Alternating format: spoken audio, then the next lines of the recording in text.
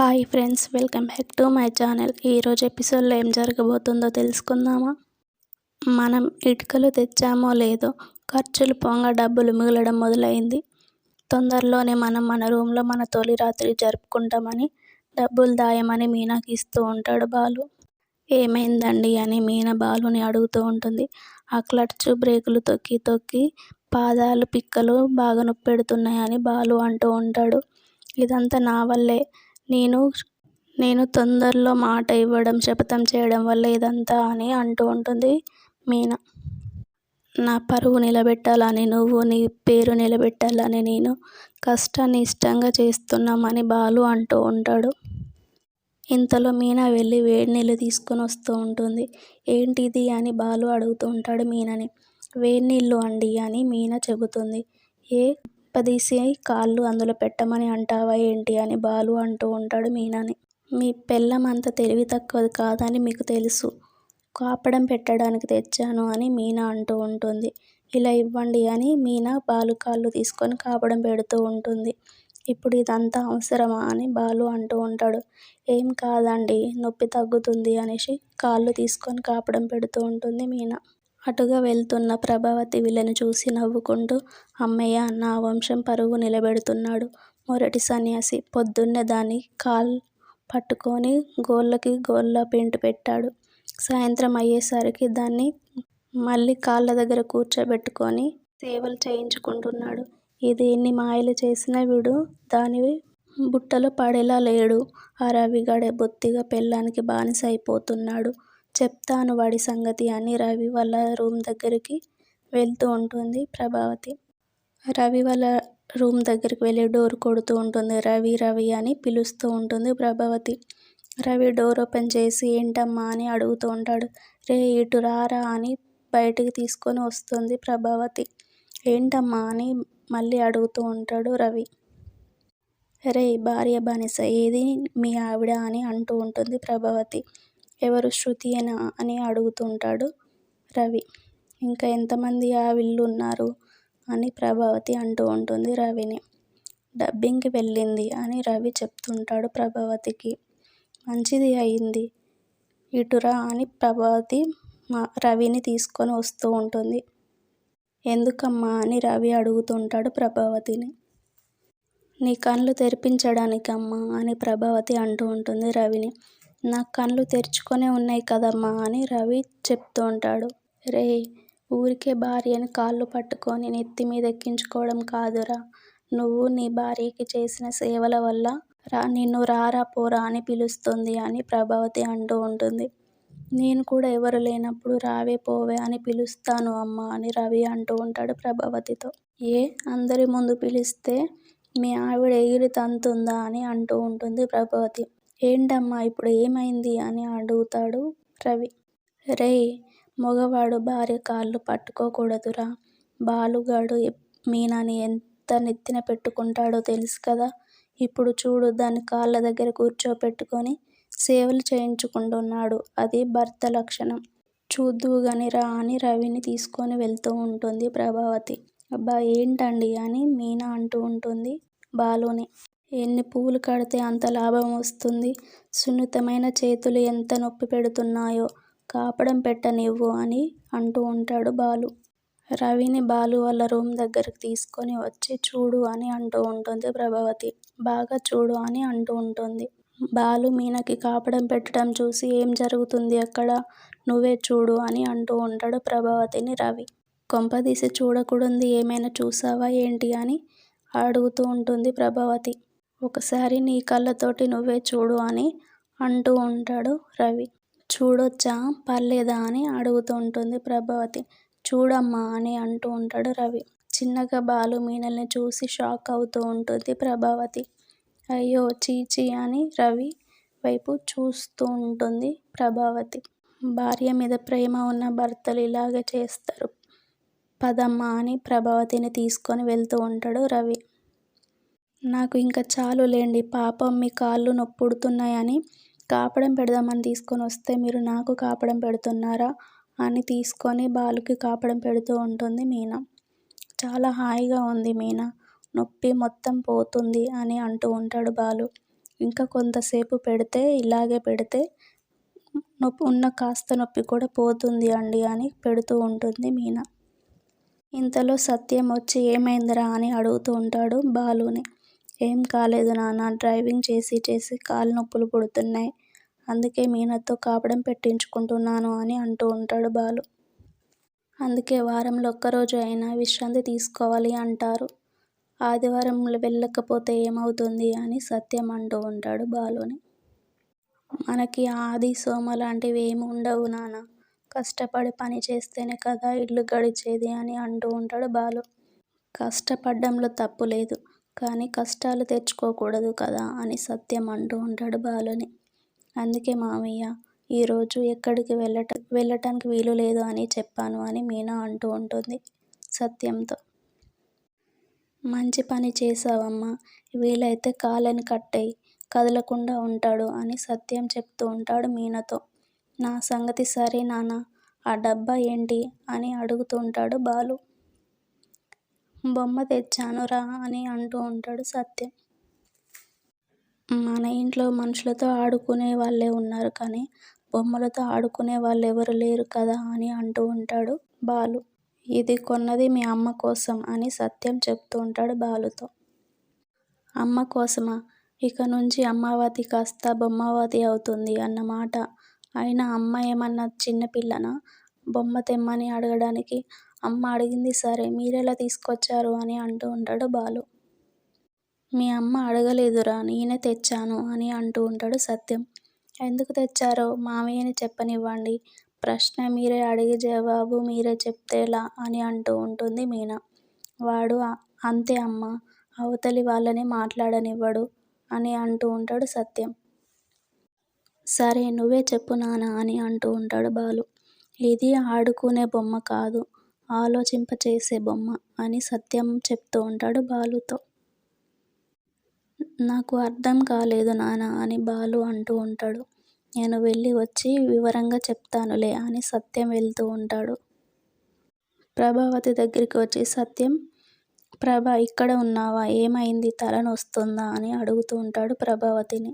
తల పగిలిపోయేలా ఉంది అని ప్రభావతి చెప్తూ ఉంటుంది సత్యంతో.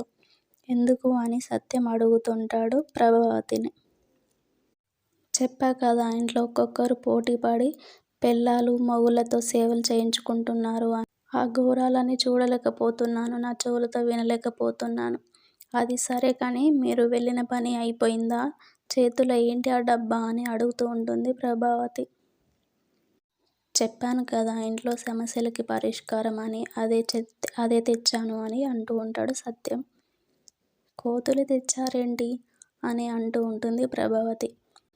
ఈ 3 కోతులు చాలా ఇంట్లో సమస్యలు లేకుండా చేస్తున్నాయి అని అంటూ ఉంటాడు సత్యం. ఎలా చేస్తాయి, ఏమన్నా మంత్రాలు వచ్చా ఏంటి అని అంటూ ఉంటుంది ప్రభావతి. మంత్రాలు మంగిమలు ఏమీ లేవు అని అంటూ ఉంటాడు సత్యం. మనుషులు ఏం చేయాలో ఏం చేయకూడదో ఇవి చెప్తూ ఉంటాయి అని అంటూ ఉంటాడు సత్యం. కోతులు చెప్పే నీతి కథలన్నమాట అని అంటూ ఉంటుంది ప్రభావతి. అవును, ఈ నోరు మూసుకున్న కోతి చెప్పే కథ ఏంటో తెలుసా, ఇంట్లో అందరూ ప్రశాంతంగా ఉన్నప్పుడు అనవసరంగా వాగకూడదు అని చెప్తూ ఉంటుంది. చెడు మాట్లాడకూడదు అని నోరు మూసుకుంది చూడు. ఇక ఇంకో కోతి మనకి సంబంధం లేని విషయాలని వినటం కంటే చెవులు మూసుకోవటమే మంచిది అని చెప్తుంది. ఇది మీరు నాకెందుకు చెప్తున్నారు అని ప్రభావతి అడుగుతుంది సత్యంని. ఇది కూడా నీకోసమే, ఇంట్లో భార్య భర్తలు సంతోషంగా ఉంటే చూడలేకపోతున్నావు, అలాంటప్పుడు కళ్ళు మూసుకుంటే నువ్వు చూస్తున్నావని వాళ్ళు భయపడరు, వాళ్ళని చూడలేక నువ్వు బాధపడాల్సిన అవసరం ఉండదు, అర్థమైందా అని సత్యం అంటూ ఉంటాడు ప్రభావతిని. కోడలతో సమస్యలు వచ్చాయని నేను చెప్తుంటే ఈ ఇంట్లో నేనే పెద్ద సమస్య అని మీరు చెప్తున్నారేంటి అని అంటూ ఉంటుంది ప్రభావతి. నిజమే కదా మరి, ఎవరి బ్రతుకుని వాళ్ళని బ్రతకనివ్వకుండా వాళ్ళ జీవితంలోకి తొంగి చూసి వాళ్ళ ముచ్చట్లు దొంగచాటుగా వింటూ నోటికి వచ్చినట్లు వాగుతున్నావు. నీ గౌరవాన్ని నువ్వే తగ్గించుకుంటున్నావు కాబట్టి ఈ కోతుల్ని మంచానికి ఎదురుగా పెట్టుకొని రోజూ లేవగానే ఉదయాన్నే వీటిని చూడు అని సత్యం చెప్తూ ఉంటాడు ప్రభావతికి. పూలు చల్లి పూజలు చేయక్కర్లేదా అని ప్రభావతి వెటకారంగా అంటూ ఉంటుంది సత్యంని. నీకు అంత ఓపిక ఉంటే నాకేం అభ్యంతరం లేదు అని చివరికి నన్ను కోతిని చేశారన్నమాట అని ప్రభావతి అంటూ ఉంటుంది. భలే దానివే, నిన్ను దానితో పోల్చి దాని పరువెందుకు తీస్తాను అని చెప్పేసి వెళ్ళిపోతూ ఉంటాడు సత్యం. బయటికి వెళ్తున్నారా అని మీనా అడుగుతూ ఉంటుంది బాలుని. ఎక్కడికి వెళ్ళాలి అని బాలు అంటూ ఉంటాడు. ట్రిప్కి వెళ్ళరా అని మీనా అడుగుతుంది బాలుని. ఇప్పటి వరకు ఒక్క ట్రిప్ కూడా రాలేదు అని అంటూ ఉంటాడు బాలు. అయితే ఉంటారా అని మీనా అడుగుతుంది బాలుని. ఉండమంటావా అని బాలు అంటూ ఉంటాడు మీనాతో. నేను బయటికి వెళ్తున్నాను అనేసి మీనా అంటూ ఉంటుంది. ఎందుకు అని బాలు అడుగుతూ ఉంటాడు. చేపలు తీసుకురావాలి, మీకు చేపలంటే ఇష్టం కదా అని అంటూ ఉంటుంది మీనా. సరే వెళ్ళు, నేను కూడా రానా అని బాలు అడుగుతూ ఉంటాడు. ఏం వద్దులే, మీ కాళ్ళ నొప్పులు అని చెప్పారు కదా, నేనే వెళ్ళి తీసుకొని వస్తాను అనేసి మీనా బయటికి వెళ్ళిపోతూ ఉంటుంది. ప్రభావతి దగ్గరికి మనోజ్ వచ్చి ప్రభావతిని రూమ్లోకి తీసుకొని వెళ్ళి డోరు పెడుతూ ఉంటాడు.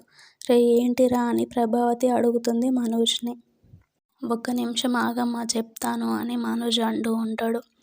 అమ్మా అని ప్రభావతి కాళ్ళ మీద పడి నన్ను క్షమించమ్మా, నేను మళ్ళీ మోసపోయాను అని అంటూ ఉంటాడు. నన్ను కాపాడమ్మా, నన్ను కాపాడు అని మనోజ్ అంటూ ఉంటాడు ప్రభావతిని. రే ఏమైందిరా లే అని ప్రభావతి మనోజ్ని పైకి లేపి ఏమైందో చెప్పు అని అడుగుతూ ఉంటుంది. మునిగిపోయానమ్మా, శాంతం మునిగిపోయాను అని మనోజ్ ఏడుస్తూ ఉంటాడు. ఏడుస్తున్నావేంట్రా, ఏం జరిగింది, ఏడుపు పాపి, ముందు ఏం జరిగిందో చెప్పు అని అంటూ ఉంటుంది ప్రభావతి. ఏం చెప్పనమ్మా, చెప్తే తిడతావు అని అంటూ ఉంటాడు మనోజ్. చెప్పకుండా టెన్షన్ పెట్టినా తిడతాను, నన్ను కంగారు పెట్టకుండా ఏం జరిగిందో చెప్పు అని అంటూ ఉంటుంది ప్రభావతి. జరిగింది అంతా చెప్తూ ఉంటాడు మనోజ్. అమ్మ అమ్మ అని ప్రభావతిని పిలుస్తూ ఉంటాడు. ప్రభావతి షాక్లో ఉండి ఏంట్రా నువ్వు అనేది అని ప్రభావతి అంటూ ఉంటుంది మనోజ్ని. డబ్బులు అన్నీ పోయాయా, అంత మోసపోయావా, లక్షలు లక్షలు పోగొట్టేశావా అని అంటూ ఉంటుంది ప్రభావతి. మనోజ్ని కొడుతూ ఉంటుంది ప్రభావతి. ఇలా జరుగుతుంది అని నేను కూడా కలలో అనుకోలేదు అమ్మా అని మనోజ్ అంటూ ఉంటాడు. నోరు ముయ్యి, చదువుకున్నావు కదా, అన్ని డిగ్రీలు తెచ్చుకున్నావు కదా, ఎందుకురా ఆ డిగ్రీలన్నీ చెత్తకుప్పలో పడేయి, ఒక్క పని అయినా సరిగ్గా చేసావేంట్రా, మాట్లాడితే బిజినెస్ మ్యాన్ అంటావు. బిజినెస్ మ్యాన్ అంటే వ్యాపారం మీద ఉండిపోయి లాభాల మీద లాభాలు తెచ్చుకుంటారా, నీలాగా లక్షలు లక్షలు ఇంకొకటి మింగేలా చెయ్యరు అని అంటూ ఉంటుంది ప్రభావతి. ఇలాంటివన్నీ కన్నానేంట్రా నేను, నీకంటే మీనానే నయం కదరా, రూపాయి రూపాయి కూడబెడుతుంది అని అంటూ ఉంటుంది ప్రభావతి. ఏం బ్రతుకురా నీది అని తిడుతూ ఉంటుంది మనోజ్ని. నువ్వు నన్ను చెవటదద్దమ్మా అన్నట్లు రోహిణి కూడా నన్ను అనకూడదు కదా అమ్మా. ఇప్పుడిప్పుడే రోహిణి నన్ను గౌరవంగా చూస్తుంది, మర్యాదగా మాట్లాడుతుంది. ఈ విషయం తెలిస్తే నన్ను వదిలేసి వెళ్ళిపోతుందేమో అమ్మ అని అంటూ ఉంటాడు మనోజ్. ఇలాంటి భర్తకి ఏ భార్య మర్యాద ఇస్తుందిరా, ఏ భార్య ఇవ్వదు అనేసి అంటూ ఉంటుంది ప్రభావతి. నాకు అదే భయంగా ఉంది అమ్మ. నా వల్ల ఇంత లాస్ అయిందని తెలిస్తే రోహిణి నన్ను వదిలేసి వెళ్ళిపోతుంది అని అంటూ ఉంటాడు మనోజ్. ఇదంతా రోహిణికి తెలుసా అని అంటూ ఉంటుంది ప్రభావతి. నేను గొప్పలకు పోయి ఒక్క పూటలో 1,00,000 వచ్చింది అని చెప్పాను అని అంటూ ఉంటాడు మనోజ్. ఇవాళే డీలర్కి పేమెంట్ ఇస్తానని చెప్పాను అని అంటూ ఉంటాడు ప్రభావతితో. ఎంతరా అని ప్రభావతి అడుగుతూ ఉంటుంది. 4,00,000 అమ్మా అని మనోజ్ చెప్పగానే ప్రభావతి షాక్ అయి ఉంటుంది.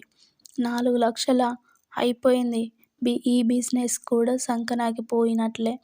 రోహిణి కాదురా, ఈ ప్రపంచంలో ఎవరు నిన్ను క్షమించరు అని అంటూ ఉంటుంది ప్రభావతి. అమ్మా అలా అనకమ్మా. నన్ను నువ్వే చాలా సమస్యల నుంచి కాపాడావు. ఇప్పుడు కూడా ఇందులో నుంచి కాపాడమ్మా అని అంటూ ఉంటాడు మనోజ్. రేయ్ నేనేం చేయగలనురా, రోహిణికి నిజం చెప్పు అని అంటూ ఉంటుంది ప్రభావతి. రోహిణి తూ అనేసి వెళ్ళిపోతుంది అమ్మా అని అంటూ ఉంటాడు మనోజ్. నేను అమ్మని కాబట్టి తూ అనక పోయినా నాకు అలానే అనిపిస్తుందిరా అని అంటూ ఉంటుంది ప్రభావతి. అమ్మ నువ్వేమైనా అను అమ్మా నాకు మాత్రం 4 లక్షలు కావాలి అని అంటూ ఉంటాడు మనోజ్. 4 కాదు, ఒక్క రూపాయి కూడా లేదు అని అంటూ ఉంటుంది ప్రభావతి. అమ్మ నువ్విలా చేతులెత్తేస్తే నేనేమైపోవాలి అమ్మా అని అంటూ ఉంటాడు మనోజ్. పోయి గుడి ముందు అడుక్కో, అవి ఎక్కువనే వస్తాయి కదా, లాభమే ఉంటుంది నష్టమేముండదు అనేసి అంటూ ఉంటుంది ప్రభావతి. అమ్మ దీనికొక మార్గం ఉంది అని అంటూ ఉంటాడు మనోజ్. ఏంటి అది అని అంటూ ఉంటుంది ప్రభావతి. నా ఇంటి పత్రాలు ఇవ్వమ్మ, తాకట్టు పెట్టి డబ్బులు తీసుకొని వస్తాను అనేసి అంటూ ఉంటాడు మనోజ్. ఏమొద్దు, నీ భార్య వల్ల ఒకసారి జరిగింది చాలదా, ఇంకోసారి మళ్ళీ జరగాల? నువ్వు పెట్టడమే కానీ తీసుకురావడం ఉండదు, నేను ఇవ్వను, ఇల్లు గురించి మర్చిపో అని అంటూ ఉంటుంది ప్రభావతి. మరి ఇంకో దారి ఉందమ్మా, నగలు ఉన్నాయి కదా అవి ఇవ్వు అని అడుగుతూ ఉంటాడు మనోజ్. ఎక్కడ ఉన్నాయి, ఎన్ని హారాలు ఉన్నాయి, ఎన్ని నెక్లెస్లు ఉన్నాయి అని అంటూ ఉంటుంది ప్రభావతి. అమ్మ అంత రూట్లెస్గా మాట్లాడకమ్మా, అట్లీస్ట్ నగలైనా ఇవ్వమ్మా అని అంటూ ఉంటాడు మనోజ్. నా దగ్గర మీన నగలు మాత్రమే ఉన్నాయి అని ప్రభావతి అంటూ ఉంటుంది. అవే ఇవ్వమ్మా అని మనోజ్ అడుగుతూ ఉంటాడు. అవి ఇస్తే బాలు నిన్ను నన్ను బడ్జెట్లో నిల్చోబెట్టి చవక ధరకే వస్తాయి అనేసి అమ్ముతాడురా, నేను ఇవ్వను అని అంటూ ఉంటుంది ప్రభావతి. లేదమ్మా, మీనా బాలు చేయించిన రోజే నగలు వేసుకుంటానని చెప్పింది కదా, ఇప్పుడు అంతలా వాళ్ళు అడగరు, ఆలోపు నేను తీసుకొస్తాను ఇవ్వమ్మా అని తీసుకుంటూ ఉంటాడు మనోజ్. మీనను ప్రతిదానికి తిట్టే అవకాశం ఎలా పోయిందో అలానే నువ్వు ఈ నిజం తెలియకముందే నగలు తీసుకొని రావాలి అనేసి అంటూ ఉంటుంది ప్రభావతి. అలాగే అమ్మ నువ్వు దేవతవి అని అంటూ ఉంటాడు మనోజ్. నేను దేవతని కాదురా, దొంగతనం చేయడానికి పోతున్నాను, దేవత అని అనకు అని అంటూ ఉంటుంది ప్రభావతి. ప్రభావతి బీరువా ఓపెన్ చేసి మీనా నగలు తీసి, ముహూర్తాన మనోజ్ గారిని కన్నానో కానీ కాపాడడానికే నేను దొంగనైపోతున్నాను అని అనుకుంటూ ఉంటుంది మనసులో. వాడు సంపాదించేది ఎప్పుడో, నన్ను మహారాణిలో చూసుకునేది ఎప్పుడో, కలలు కనడానికే సరిపోతుంది అని అనుకుంటూ ఉంటుంది ప్రభావతి.